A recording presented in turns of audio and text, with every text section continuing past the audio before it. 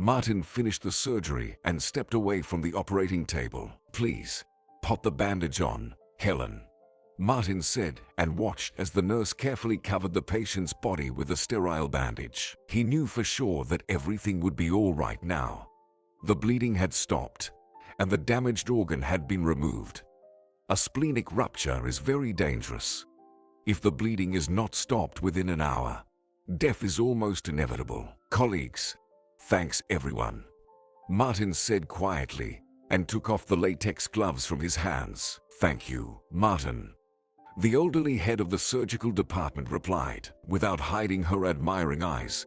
Helen exclaimed, "Martin, you are a true professional." Martin grew up in a small town in a family of engineers. He was curious and active since childhood. At school, he was an excellent student, loved sports, swimming, basketball, and hockey, and also attended a tech club. But most of all, he was fascinated by the mysterious world of books. The boy liked to read something until late at night, losing track of time. Books instilled in him honesty, courage, and a strong sense of justice. He liked to learn the inner world of people, their feelings and emotions. Martin chose his profession by the end of school. He would become a healer of human souls, a psychiatrist, and he went to study in the big city. Having entered the medical university without much effort, he immersed himself in the study of medical sciences. In his first year, Martin attended optional psychiatry classes, where he became really interested in hypnosis. There he met a girl, Kate, and a year later, they got married. In his final year, Martin unexpectedly discovered a unique talent for surgery. The new passion completely captured him and made him change his plans for life dramatically. He got a job at this hospital right after graduation. He assisted the doctor during several surgeries. One day, an elderly doctor suddenly suggested, "Listen, let's do it the other way around." And now, at the age of 33, he had already become the lead surgeon of the city hospital.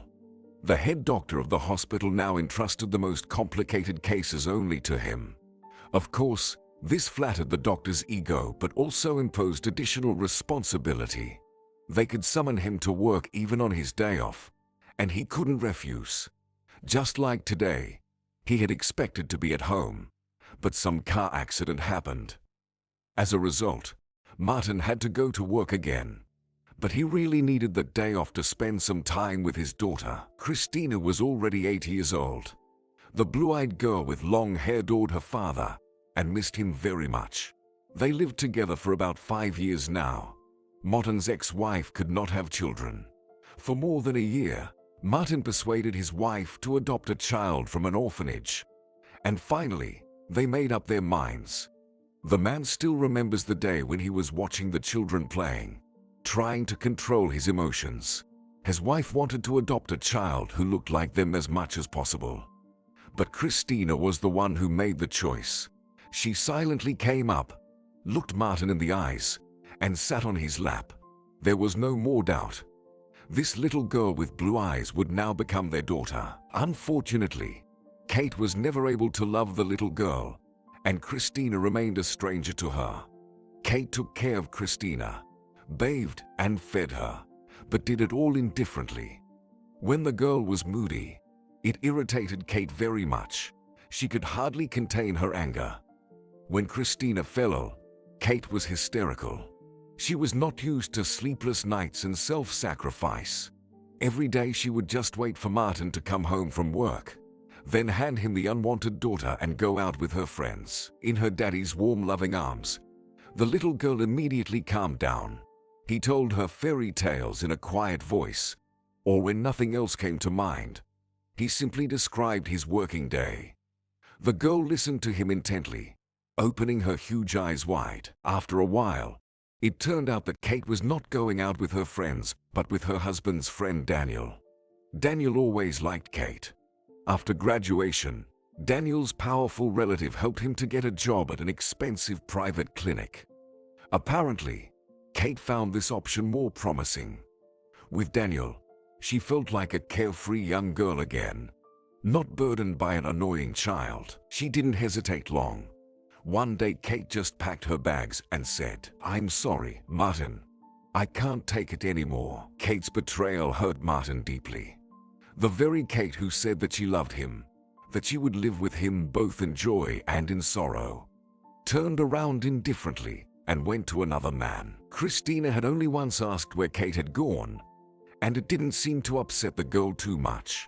Only Daddy was the whole world to her.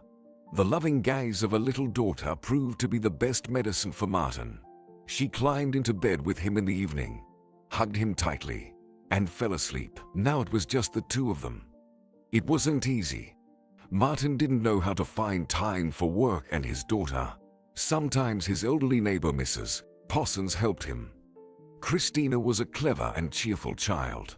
She had excellent vocal skills and was chosen to be a lead singer in the school choir. The annual fall concert was approaching, and Martin promised his daughter not to miss her first performance.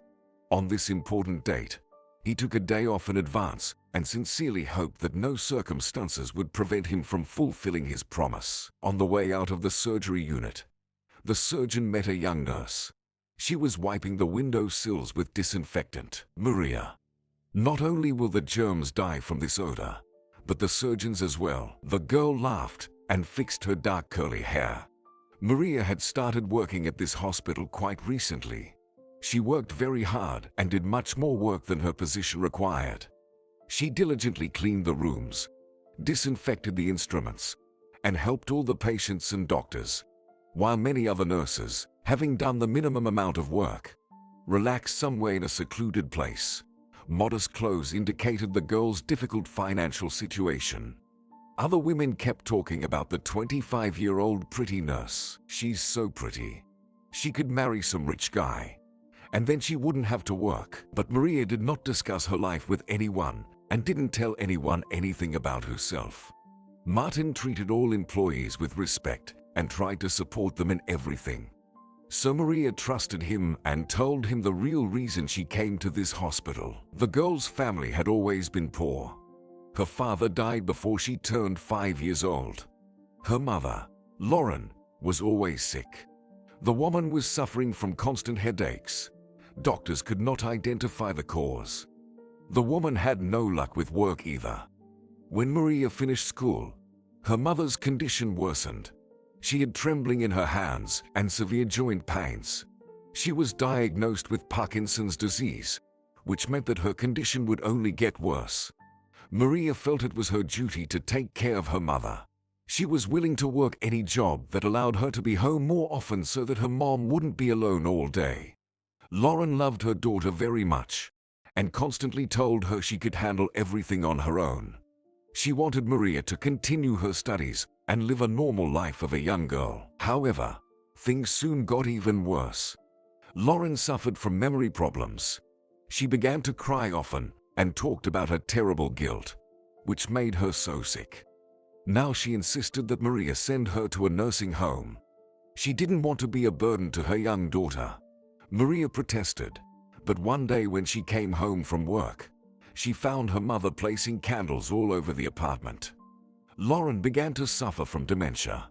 The girl gave up but decided to be by her mother's side anyway. Martin felt truly sorry for the girl. After her confession, they became friends and often talked sincerely about everything. The cell phone rang. The surgeon was summoned by the head doctor of the hospital. The hospital staff said different things about Liam. On the one hand, the hospital had all the necessary medicines and equipment. But on the other hand, people talked about fraudulent procurement contracts and bribes. They told Martin many times that their boss demanded money from rich patients for the surgeries Martin performed. "Martin, a very important patient needs an urgent operation. You will do it." And then the head doctor added, "And do it perfectly." Liam didn't need Martin's consent. He was the boss in this hospital. Martin only nodded silently and worked out of the office. On the appointed day, Christina got up before her dad. She fussed, worried that she might forget something. A dress, shoes, hair bows. Martin calmly finished his tea and watched her chaotic movement. He began to dress unhurriedly. "Will you help me tie the bows?" Christina asked excitedly. Suddenly, the phone rang. Martin, come to the hospital right now. We have a new patient. He is a very important person. Christina, I'm being summoned for an urgent operation. The girl turned away resentfully, and tears came to her eyes. Daddy, but you promised. I really want to go with you, but I have to save someone's life. Look, I'll ask someone to come and film your performance. He hugged Christina and looked into her eyes. I know you'll sing better than anyone. You're so beautiful. He rubbed his nose against her little nose. It was their family sign of reconciliation. His daughter couldn't hold back her smile.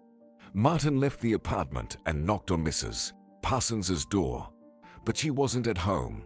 On his way down the stairs, he decided to call her. Sorry, Martin, I'll be in the village for the rest of the week. The neighbor replied in response to his request. In the hospital hallway, Martin met Maria. Maria, I really need your help. She looked at him, expecting to get some work assignment. Maria, my daughter has a concert at school today, but I can't go. It's very important for her. Please film her performance and give her a bouquet of flowers. I'll give you the money now. The nurse was confused by such an unexpected request. But I don't even know your daughter, Martin. Martin reached into his wallet for the money and took out a picture of his daughter. Here is her picture. Her name is Christina. Maria, please. I have no one else to ask for help. It was impossible to refuse him. Tell me where the school is. She smiled. It was only a 15-minute drive from the hospital to the school, so Maria decided to work. On the way, she stopped at a flower store and picked out a small, lovely bouquet. Maria was happy to work in peace. A fresh breeze ruffled the bouquet of flowers. The sweet scent of the flowers reached Maria's nose. The concert hall of the school was already full of people. Parents were waiting for the concert to start. Maria noticed a delegation of 4 men sitting near the stage, dressed in formal black suits and ties. They must be representatives of the city authorities. The girl thought there were not enough seats for everyone, so Maria was standing in the aisle. Before the concert began, the school principal introduced one of those men as the school patron and invited him to the stage. He was a short brunette man with a bored expression on his face. His speech was short, mostly about his financial help. He said that he is helping and will continue to help the school financially. Before going back to his seat, the businessman looked around the hall. Suddenly, his gaze stopped on Maria. His face reflected immense surprise and fear. During the concert, he looked back at the girl several more times, which made her feel uncomfortable. Finally, Christina came on stage and sang some cheerful song with a ringing voice, gesticulating artistically with her hands. Maria handed her flowers and specified that it was a bouquet from her father. The young singer gratefully pressed the bouquet to herself. That's it.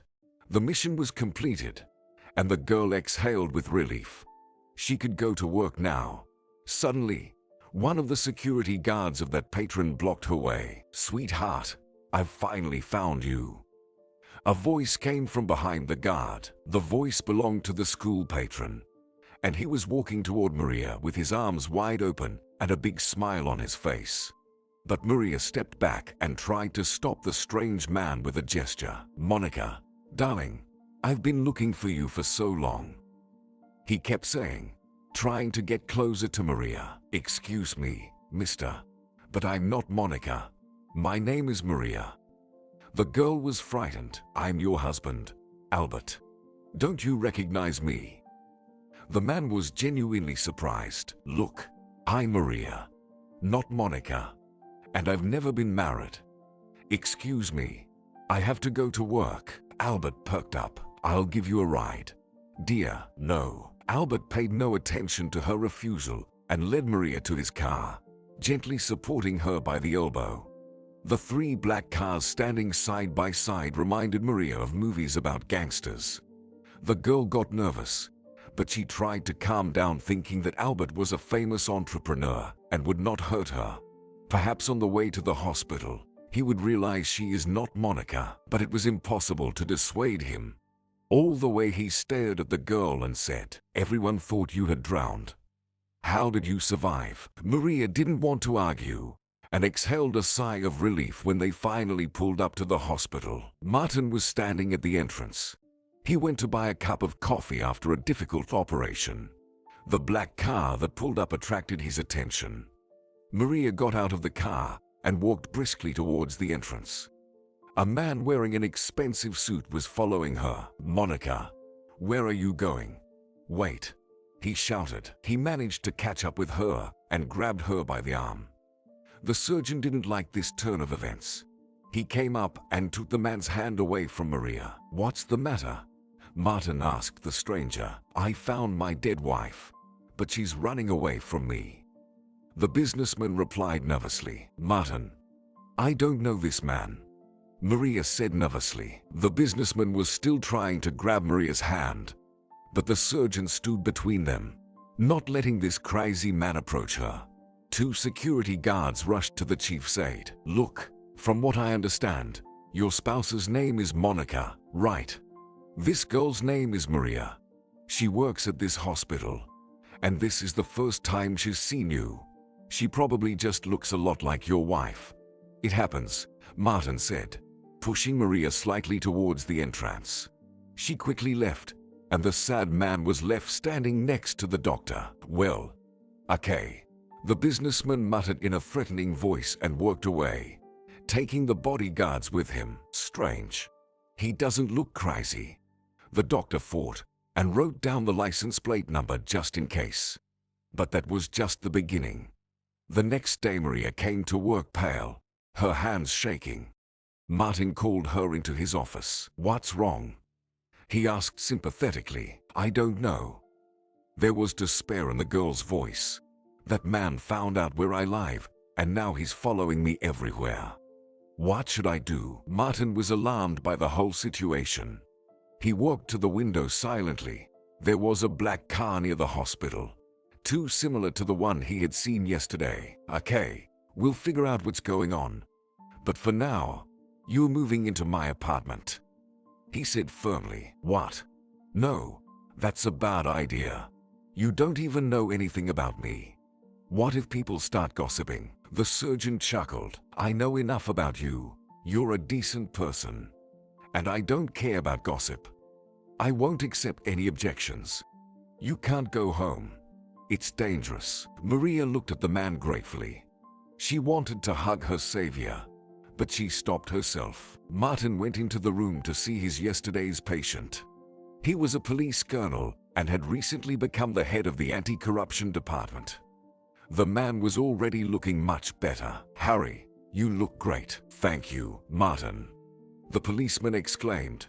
He was only 3 years older than the surgeon, and it was easy for them to talk to each other.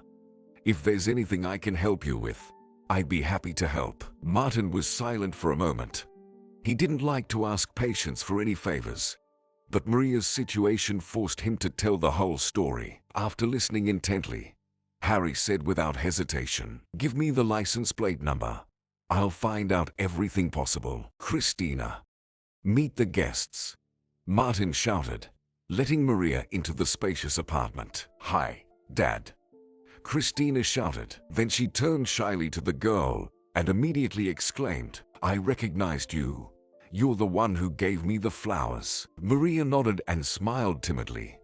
Christina and Martin were so hospitable that the girl's embarrassment vanished. After dinner, Christina went to her room. Maria and Martin stayed in the kitchen to have some tea. Finally, they could relax and forget about their troubles, at least for a while. The hot cup of tea warmed the girl's palms, and the golden light from the wall lamp reflected in the dark window glass. It was cozy and warm. Suddenly, this serenity was interrupted by the loud sound of breaking glass. The window literally shattered into pieces. Martin and Maria didn't even have time to react. Luckily, the shards didn't hurt them. There was a heavy piece of brick in the middle of the kitchen. A frightened Christina ran into the kitchen. Martin immediately asked her to leave and rushed to the confused Maria. "I'm all right," she said, trying to stop the trembling in her hands. The man picked up the brick and tied a piece of paper from it and unfolded it. "What does it say?" the girl asked in a hoarse voice. "It's a message. To me," Martin answered briefly. Maria walked over to him and took the note from his hands. "Let the girl go, or you'll regret it." Maria got really scared. What does it mean? What's next? She decided that she had no right to put Martin and his daughter in danger, and walked toward the exit. Her trembling fingers couldn't handle the laces on her shoes. "Maria, stop it," Martin said. "Where would you go? I can't put you and your daughter in danger. Who knows what that crazy man will do next time? I won't leave you alone in this situation. My friend promised me to sort it all out and help us." His voice sounded convincing. "Take off your shoes and let's go clean up the kitchen." Maria was still a little hesitant, but returned to the kitchen. The next morning the trouble continued. Someone had punctured the tires of Martin's car. Maria, seeing this, shrank with fear, but the man calmly took her by the hand and headed to the bus stop. Martin stubbornly continued to protect Maria. He could not leave this girl alone with such problems. One day, Maria approached Martin and whispered, "His guard was at our hospital today." This made Martin very angry. What did he want? Martin asked. "I don't know." The girl shrugged her shoulders, puzzled. "He was talking to a patient from Ward 4. Don't worry. We'll figure it all out soon." The man reassured her. Martin's cell phone rang. It was the head doctor again. Liam was clearly not in the mood today. He held a piece of paper in his hands. "Have a seat, Martin." Liam's formal tone was alarming. "Something was wrong. There's been a complaint about you.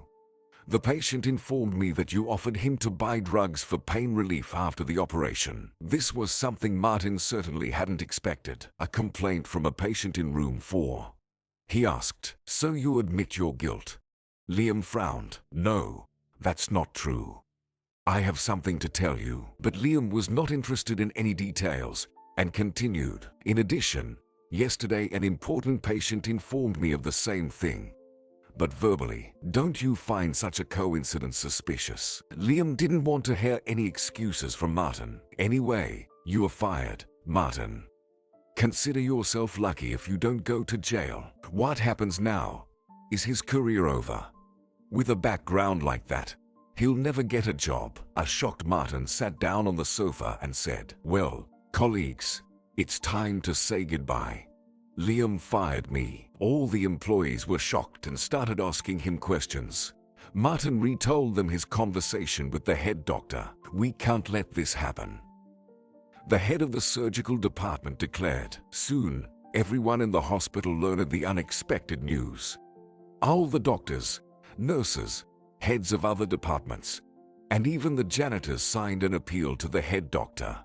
No one could believe that Martin, a brilliant surgeon, could commit such a crime. Martin was putting his personal belongings in a box when he suddenly received a phone call from Liam. "Martin, you are not fired. Thank your co-workers for this," Liam said grudgingly. There was a lull for 2 days, and it seemed that the mad widower had finally calmed down. The police colonel was gloomy when Martin entered his room. "Hi. My colleagues have found some interesting information." It turned out that Albert had been a widower for about a year. He had been married to Monica for about the same period of time.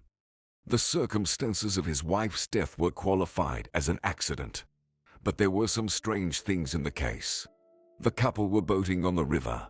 The wife leaned carelessly over the side of the boat and fell into the water. Her body was not found, and there were no witnesses. Suspicious, but no evidence against Albert. Leaving the colonel's room, Martin thought. They knew a lot about Albert now, but some information was still missing. In the evening, a man with severe injuries was brought to the hospital. Martin immediately realized that the operation would last several hours. Despite Maria's protests, Martin walked her to a cab and sent the girl to his apartment. "Cook something delicious for us." He smiled and added, "I'll be home late tonight." They only finished the surgery after midnight. Fortunately, it was successful. Tired but satisfied with the result, The surgeon washed his face and called a cab. The car pulled up near the building. Martin got out and went straight to the entrance. The man entered the building, but it was completely dark inside. He started looking for his cell phone in his pocket. Suddenly, someone hit him under his knees from behind. He fell down, and they began to beat him severely. After one of the blows, Martin lost consciousness. Martin opened his right eye, but couldn't open the left one for some reason. He realized he was in a hospital room. His body ached. The man turned his head with difficulty. Maria was sitting next to him, crying. "Why are you crying?" "I'm alive." He tried to make a joke, but his voice was very weak. The joke had the opposite effect, and the girl started crying even harder. "It's my fault," she said. "Stop it." Martin's voice became louder and more confident. "Better tell me why I can't open my eye." Maria calmed down a little and wiped away her tears. "They have beaten you, broke 2 ribs, and also hit you near your temple. The swelling will go down and your eye will be able to see again," Maria said through her tears. Martin put his palms up to his right eye. "I'm glad my hands are not injured," he grinned. The police hadn't found the attackers, but the surgeon wasn't worried about that. Such an unexpected, unpleasant vacation had its advantages.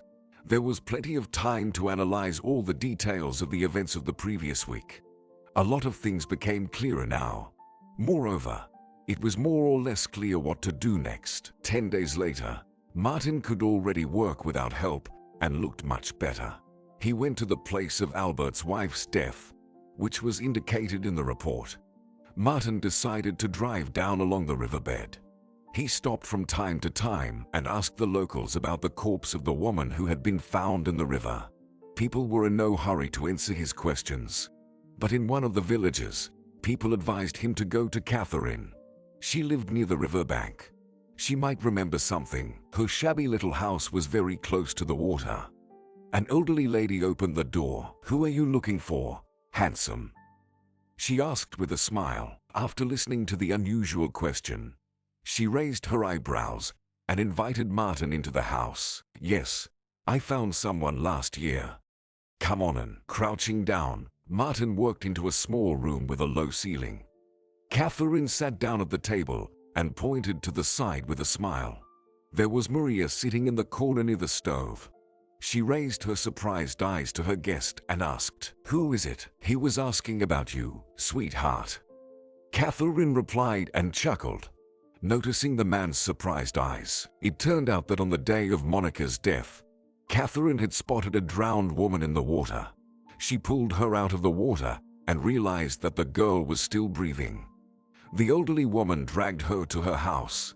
Catherine managed to cure the girl, but unfortunately, she didn't remember anything about her former life. So she stayed at Catherine's house and helped her with the household chores. The shocked Martin could not believe in such a miracle. He came closer to the exact copy of Maria. "What's your name?" "Maria," she answered without hesitation. The man's eyes widened again in surprise. "I gave her that name," Catherine explained. Martin continued to ask, "Maria, what do you remember?" Apparently, this question had been plaguing her for a long time. She closed her eyes and took a deep breath. "I only remember this house and Catherine." "You have post-traumatic amnesia," he explained to the girl. "I am a doctor and used to practice hypnosis. In such a condition, you can try to get your memories back. What do you think?" Catherine shrugged her shoulders. "If there's a chance to help her, try it." The girl agreed as well. The man turned to the landlady. "I need to be alone with my patient." Closing all the windows and doors tightly, he asked the girl to sit on a chair in the middle of the room. Swinging the pendulum in front of her eyes, he began to speak in a low voice. "Relax. Listen to my voice. You can only hear my voice. At the count of 10, you'll fall asleep. After the countdown ends, at the word 1, you will wake up and remember everything you have forgotten. 1, 2, 3. Your memories are coming back to you. Remember, who are you? What happened to you? 2, 1. The girl flinched and woke up. She stayed in shock for a few more seconds, and then, wrapping her arms around her head and rocking back and forth. She began to speak. "I remember everything. Yes, I remember. Albert, he did that." Martin sat down in front of her and gently took her hands. "Tell me, Maria, my name is Monica." Monica grew up in a wealthy family. Her parents were successful entrepreneurs. They had a beauty products company. They never denied Monica anything, but they also demanded a lot from the girl. She graduated from school with honors and then got a profession of a cosmetologist. Since childhood, she knew the value of money and knew how to manage it. Noticing the girl's talent for entrepreneurship, her parents helped her to open her own beauty salon. In just 2 years, Monica had 3 beauty salons, and in another year, she had 9. The girl met Albert by chance. Albert immediately liked Monica, and he did everything possible to win her heart. He gave flowers every day, took her to cozy restaurants, walked along the waterfront, and even had a ride on a hot air balloon. The girl's life turned into a magical fairy tale. Monica could not believe in her happiness. When Albert proposed to her, she immediately said yes without hesitation. Monica's parents gave the couple a big house and money as a wedding gift. However, the euphoria faded away quickly. Albert turned out to be lazy and insolent. He either stayed at home on the sofa in front of the TV with a cocktail or went somewhere. He said he was traveling on business. But while Monica was working hard and increasing the family budget, her husband was having fun. She constantly received messages about withdrawals from her bank account. Albert responded to his wife's questions with jokes or simply changed the topic of conversation, and then disaster happened. Monica's parents got into a fatal car accident while returning home at night. They both died. The girl tried to recover from the shock for a long time, but her husband didn't support her in any way. It seemed he was even happy about this fact because Monica inherited a fortune, stores, wholesale stores, several bank accounts, and much more. Finally, Monica realized what a scoundrel she had let into her life. Seeing the decisive changes in their relationship, Albert tried to bring back the feelings of his beloved with beautiful words about love and a fake smile, but it no longer worked. She insisted on divorce. Then Albert asked his wife to give him one last chance. If she doesn't change her mind after that, they will really divorce. Her spouse prepared a surprise for her, a romantic dinner with a boat ride. Monica was indifferent to his pathetic attempts to fix their relationship. She wanted to get rid of Albert as soon as possible.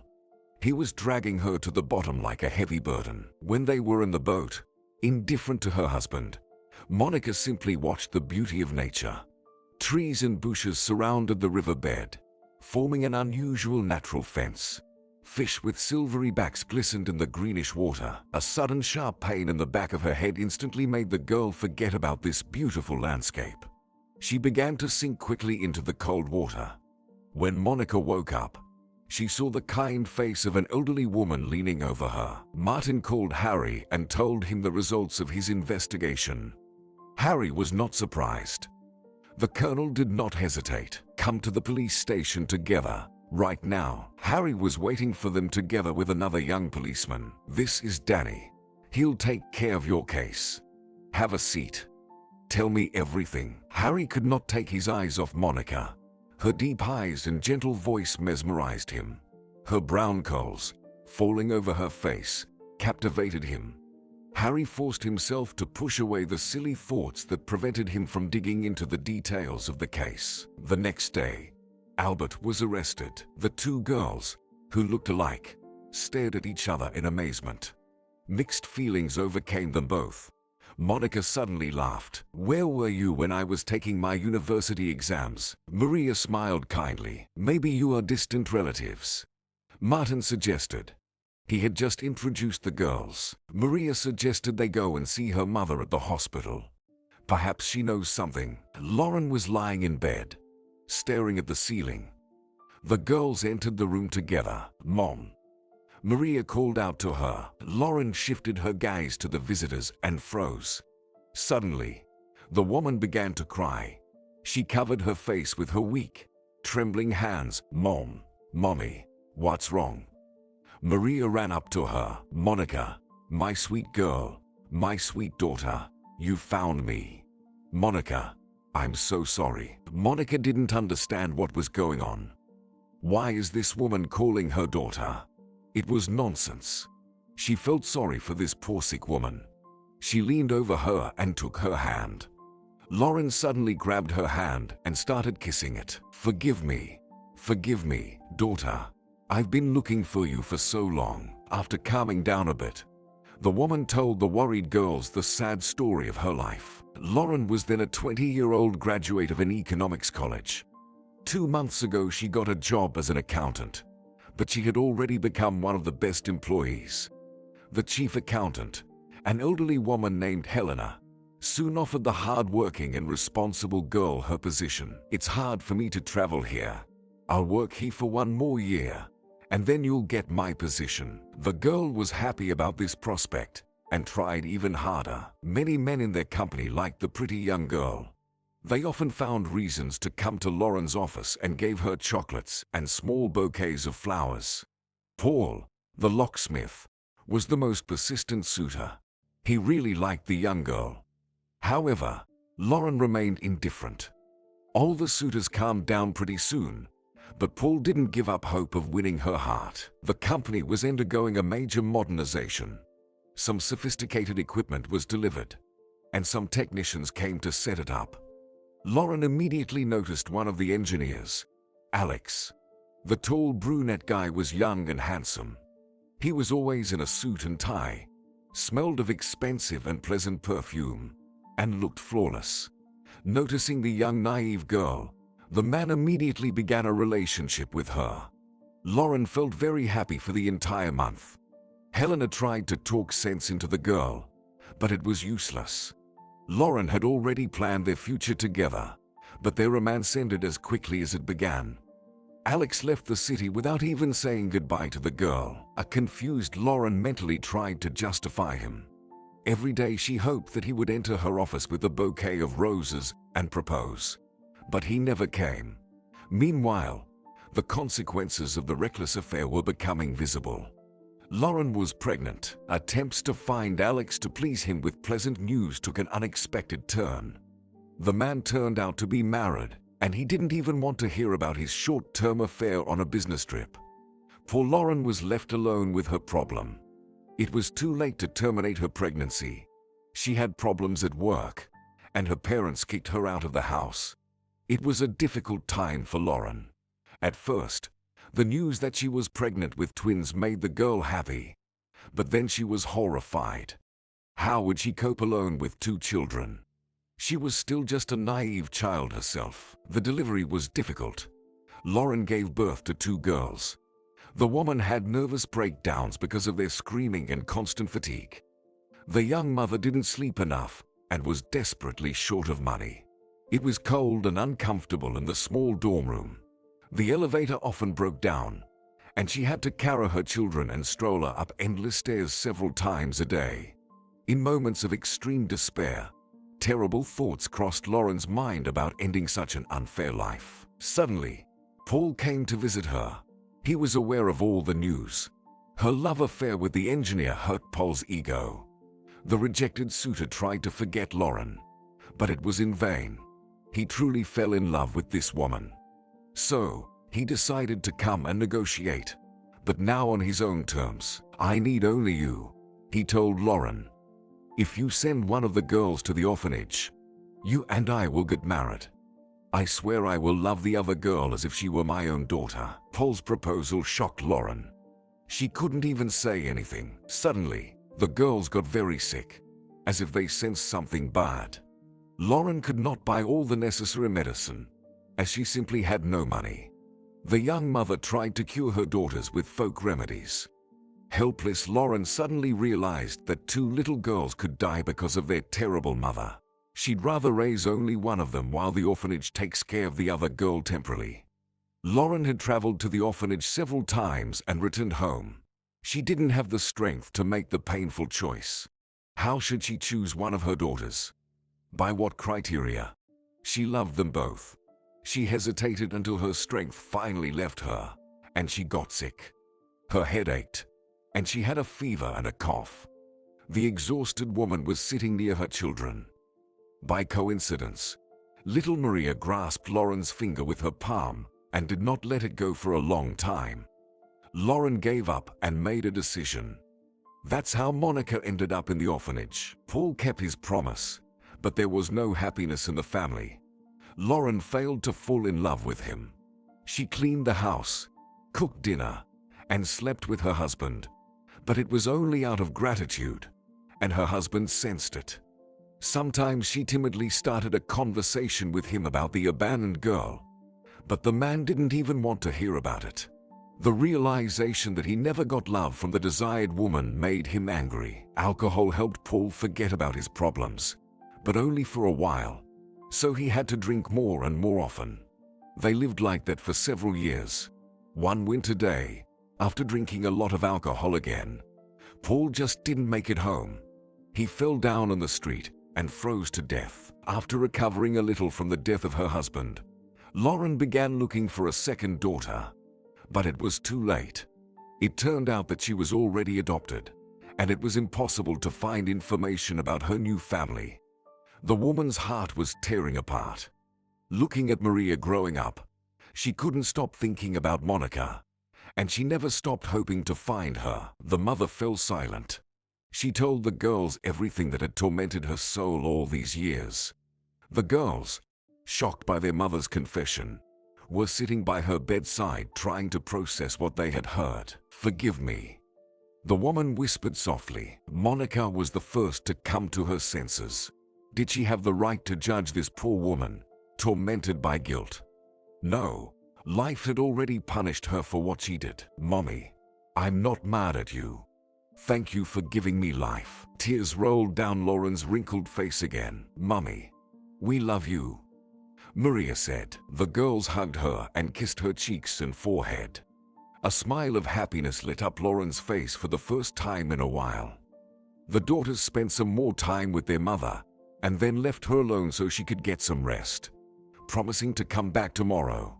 When they left the room, they hugged each other. In the morning, the sisters were informed that their mother had died. Maria took a huge basket of red roses out of Monica's car. Her sister rushed over to help her. A few minutes later, they were standing at the grave. A big cross, a photo, and a bunch of flowers. It was all that was left of their mom. Her suffering is finally over, Monica mumbled sadly. Maria sobbed loudly, remembering how tender and affectionate her mother had always been, forgiving her for everything and never scolding her. It was only now that the girl realized that she alone had received all the love intended for both daughters. They remained silent for a while. As they left, they approached the cross. "We'll visit you often, Mommy." Martin parked his car in the parking lot. They were already waiting for him on the second floor in the waiting area. The reason for this unexpected arrival of his superiors at the end of the work week made Martin nervous. What if it's because of that story about selling drugs? He's probably gonna get fired now. However, the police colonel, and now his friend Harry, insisted it was too early to panic. The supervisor was surprisingly friendly, and he even came over to shake Martin's hand. "Martin, there are some personnel changes coming up at your hospital. Liam has turned out to be an unreliable person, and there is a criminal case against him. We would like to offer the position of the head doctor to you." This offer puzzled the young surgeon. "Will I be able to perform surgeries as before?" He asked the main question. "It's up to you if you can organize the process in the hospital in the right way. Then, of course, why not?" He smiled approvingly. Martin could hardly stop himself from driving too fast. The excitement of the prospect of getting things in order at the hospital made him hit the accelerator pedal harder. He wanted to see his loved ones as soon as possible, to share his joy with them. The boring high-rise buildings were already behind him, and now he could see the colorful roofs of small houses. Now they spent their weekends at Monica's house. Christina was the first to run out to Martin and hug him tightly. "Daddy's here." A smiling Maria came over and hugged them both. Monica and Harry were cooking meat in the kitchen. "Hi, We've been waiting for you," Monica shouted to the guest. Martin entered the kitchen and announced loudly, smiling, "Meet the new head doctor of the city hospital." Everyone applauded happily. Harry laughed kindly. "You knew it," Martin exclaimed, noticing his reaction. "Of course I did," he confessed. "We dismissed Liam from his position yesterday." "Okay, enough talking. Dinner is almost ready. Let's go to the gazebo." Martin watched the happy bustle with pleasure. Maria was setting the table and looking tenderly at her future husband. Christina was running around the plot and having fun. Harry and Monica were roasting meat together. The smoke from the brazier enveloped everyone with the exciting smell of the upcoming feast. It felt so good and peaceful. It turned out that to be happy, it was enough to have all your favorite people by your side. When Martin saw the name of the lead surgeon on the display of the ringing phone, he smiled. Finishing the call, he said, "Nothing has changed. Another injured person has been brought to the hospital. I have to go there and perform surgery." Sitting in the car, he thought, another touch to the general picture of happiness. A favorite job.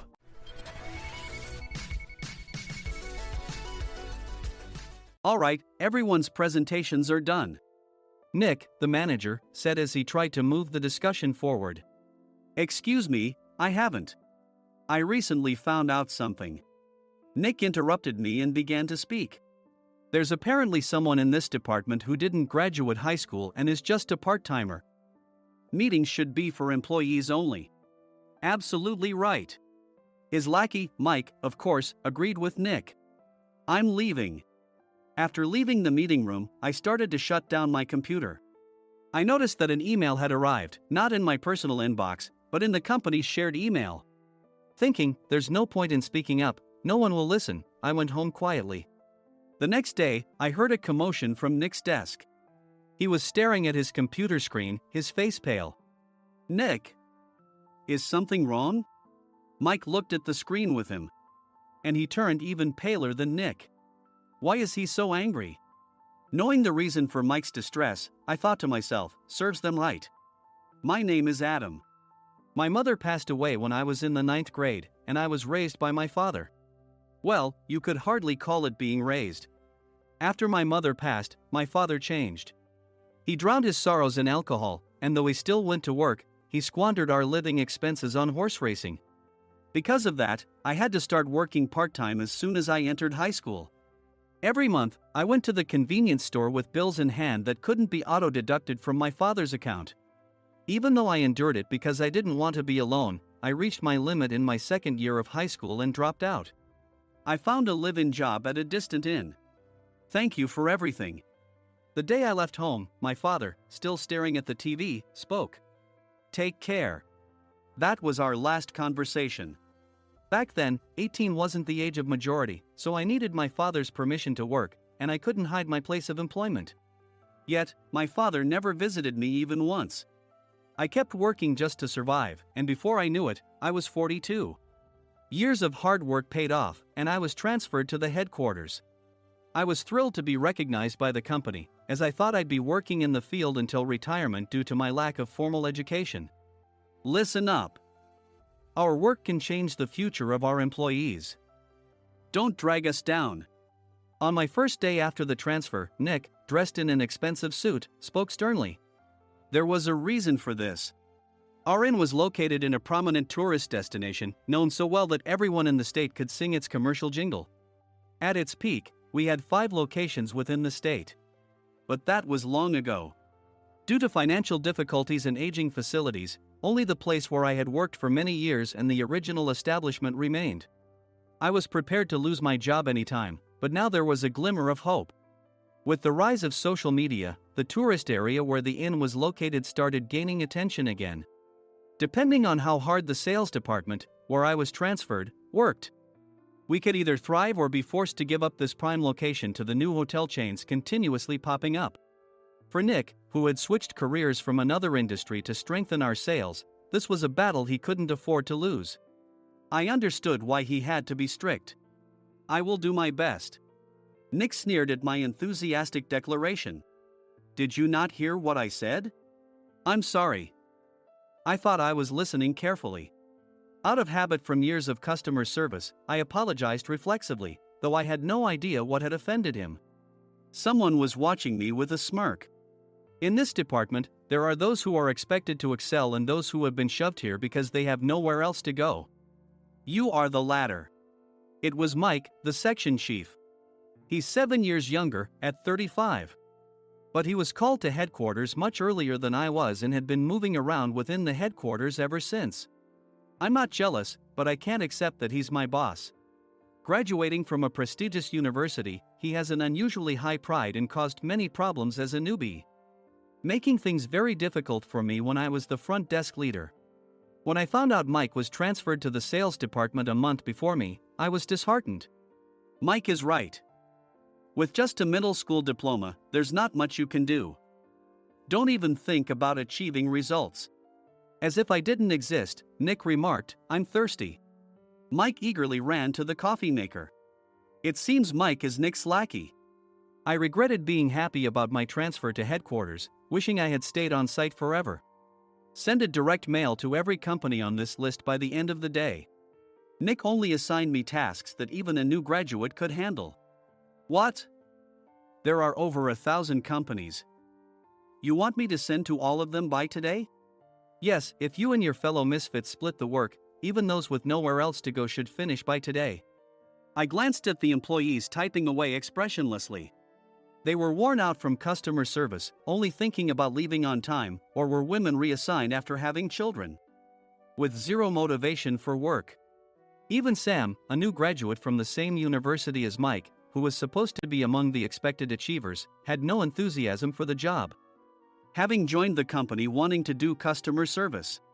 I don't care what they say, I plan to quit anytime, he said. Only Nick and Mike were highly motivated, making all the decisions between the two of them.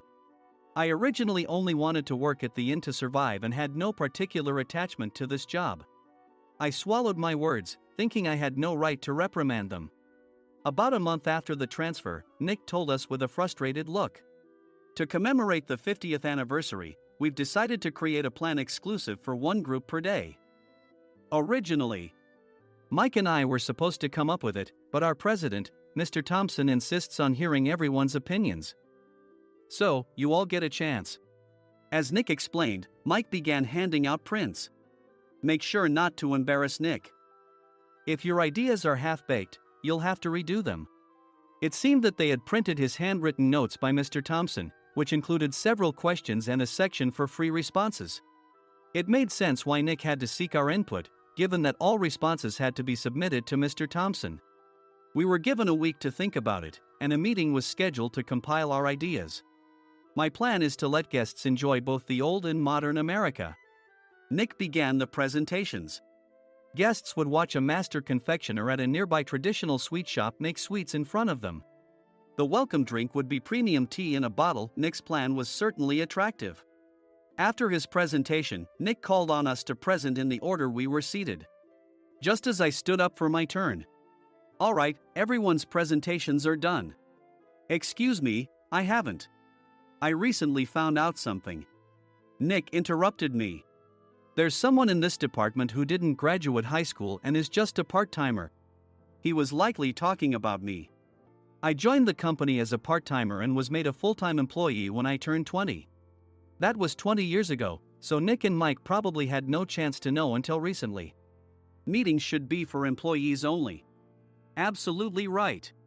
After that, Nick kept creating opportunities to solicit everyone's opinions, purposefully excluding me from speaking.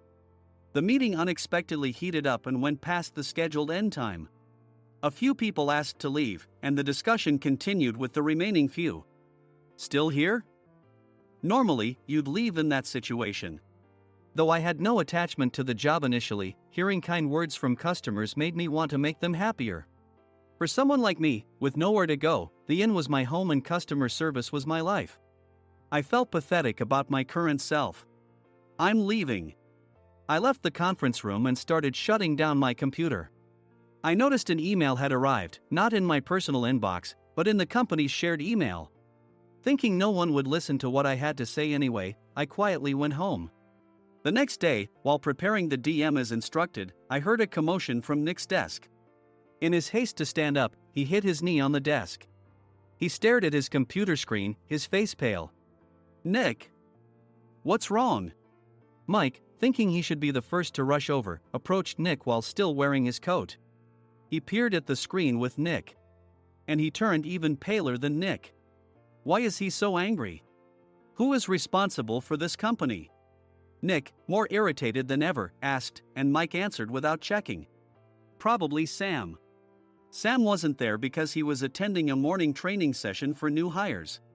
Nick gave up on getting angry and returned his gaze to the screen. They were looking at an email that arrived right after the end of the working day yesterday. Apparently, no one, including me, had checked it before leaving. The email was from a large company that used us for their annual employee trips. The president and executives of that company also frequently used our services personally. President of the company, Mr. Mason himself, had declared that neither he nor his company would ever use our services again. Well, some companies cancel their employee trips or stop using our services due to financial struggles. Let's just move on. Mike kept wiping the sweat from his forehead with a handkerchief. Knowing why Mike was so agitated, I quietly watched their interaction. Do you know how much revenue we get from that company? We can find other guests to fill the rooms, but we'll lose the banquet costs, gift shop revenue, rental car fees, and more. Moreover, the gifts were supposed to be prepared by the traditional confectionery shop involved in Nick's proposed plan. If it's known that we incurred such a huge loss at this critical time, Nick's position in the company would be jeopardized. Nick took a deep breath, seemingly trying to calm himself. All right, Mike. Go to New York right now and apologize to Mr. Mason. What? You're coming with me, right? I have urgent work to do. I trust you, which is why I'm entrusting this to you. Please. Mike, believing Nick's sincerity, agreed with a determined look on his face, saying, yes. That's Nick for you. Even if Mike went to apologize, Nick would shift all the blame onto him if the client didn't change their mind. Well, it was Mike's fault to begin with, so it served him right. About 3 hours later, Sam answered a call from somewhere and repeatedly apologized, saying, I'm very sorry. Everyone watched to see what was happening. After ending the call, he informed Nick with a weary tone. When Mike arrived at the client's company, he only made things worse, further infuriating Mr. Mason. He was demanding, get his boss here immediately. It was no wonder Sam was exhausted, dealing with such a call right after returning from training. What is that idiot doing? All right, Adam, you're coming with me. If sacrificing Mike didn't work, then I must be next. Normally, I'd want to refuse at all costs, but I saw an opportunity in this situation. If I can be of assistance, I'd be happy to join you. I obediently followed Nick, and we flew to New York. When we introduced ourselves at the reception, it became clear how serious the situation was, as the receptionist personally escorted us to the president's office. Angry voices leaked through the door, making both Nick and me uneasy. Excuse me. I'm Nick, the supervisor. I understand my subordinate has caused you trouble, and I deeply apologize. Nick, with his experience in the corporate world, knew enough to offer an apology before excuses. However, his customer service skills left much to be desired. I sighed as I saw Mike trembling like a small dog in the corner of the room. What kind of training are you giving your subordinates? Mr. Mason glared at Nick with a red face. The intensity of his gaze made even Nick take a step back. Regrettably, I joined this company only 2 years ago and was unaware of Mike's issues. I should have identified his shortcomings sooner. Indeed. I should have realized sooner. No sensible person would come to apologize and then give a lengthy presentation on the drawbacks of not using their in. Nick froze, his mouth slightly open. Suspecting the worst, I picked up the documents that had fallen to the floor. It seemed Mike hastily prepared these documents on the plane, listing the disadvantages. Disadvantage 1, if you change the venue for the company trip, employees might suspect it's for cost-cutting reasons, leading to a negative impression. Reading it aloud half-jokingly, Nick snatched the papers from my hand and checked the contents with a furious expression. Among the stack of documents was a receipt from a nearby convenience store's copy machine. I felt a pang of dread. hoping he hadn't shown the receipt as well. What do you think he said when I asked what kind of nerve he had to do this? I'm very sorry. Faced with the dire situation, Nick must have thought there was nothing left to do but apologize. In a voice smaller than I'd ever heard from him, he uttered words of apology. He said, "I'm a Harvard graduate. I don't believe I said anything wrong." Mike! What have you done? Forgetting his plan to pin the blame on Mike, Nick yelled loudly, even in front of Mr. Mason. "I didn't do anything wrong." "You're still saying that?" "Look at him." Mike pointed at me with a shaking hand. "I was assigned to headquarters in my 20s and now I'm a section chief. This guy only made it to headquarters at 42. Everything I've done proves I was right. So why are we losing the contract?" Having said his piece, Mike collapsed to the floor. "Of course. You were sent there because you had nowhere else to go." Mike never expected to hear such words from someone he looked down upon. He lunged at me, and Nick hurriedly stepped in to stop him. "Mr. Thompson told me Mike is a quick thinker, and to take good care of him." There's no way he was pushed aside. "Don't make things worse here." "He didn't say quick thinker, he said only quick-witted, didn't he?" I don't remember that part." I recalled the many troubles Mike caused when he was a newbie. When Mike was on the front line, his pride was so high that he never apologized to customers. Customer service, especially in our job, doesn't work alone. It brings both good and bad situations. If the front staff or housekeepers made mistakes, or the cleaning company didn't properly clean a room, one had to apologize to the customers regardless of personal fault. Mike, in such situations, would never apologize, insisting he wasn't at fault. This often angered customers, and as the front desk leader, I frequently had to apologize on his behalf. He caused complaints and disrupted operations, which is why he was quickly moved to headquarters. In departments where he didn't interact directly with customers, his quick thinking was beneficial and things went well. But it seemed his flaws were starting to show. Corporate reservations are supposed to be entered into the system by the sales representative. But a quick check yesterday revealed that more than 10 items were missing from the client's reservation. The handover document clearly stated what needed to be prepared. Why didn't you enter it into the system? Why do we have to give them special treatment? Filling rooms near the banquet hall, setting up all the food in advance. Specifying the brand of wine, they're too demanding. No wonder he always angered customers, I thought, feeling a headache coming on. Grouping them in rooms near the banquet hall is for our benefit too. It makes it easier for the staff to set up beds and serve breakfast since everyone's schedule is synchronized. As for the other requests, Mr. Mason suggested them to lighten our load. I didn't know that. Nick finally seemed to realize that Mike was the one who had angered the client. What did you say to them? I just told them we wouldn't give them special treatment anymore. We shouldn't waste effort on things that don't bring in money. I was utterly exasperated at his lack of understanding of customer service.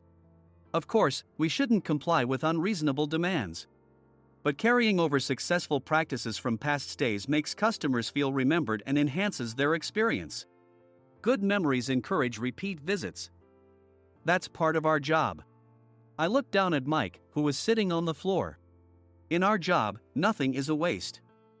Mr. Thompson likely moved you to the sales department, hoping you'd finally understand this. How do you think he feels now that you've failed to meet his expectations? Mike, tears in his eyes, fled the president's office. I was amazed he still hadn't apologized. You have it tough, Adam.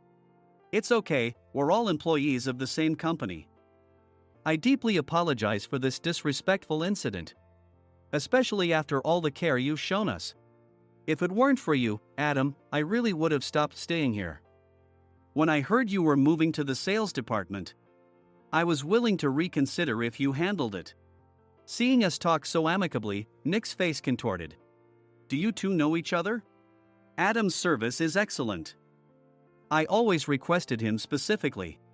Normally, we don't accept specific staff requests, but we made an exception for Mr. Mason, adjusting my shifts accordingly. He had personally stayed at our hotel just before my transfer, and during casual conversation, I mentioned, I'm moving to the sales department soon. If I hadn't told him then, things could have been much worse. Please continue to take care of us. I look forward to it. On the return flight, Nick awkwardly offered me a can of beer. It's still working hours. Of course, I had no intention of forgiving him for a single beer. Nick might try to pin everything on Mike and avoid any consequences. While pondering this, a startling fact came to light. Nick, the tea bottles for the plan have arrived. I handed Nick a bottle labeled with our inn's name. They look good. What are you talking about? These are plastic bottles. I had assumed we would use the trendy, high-end bottling tea.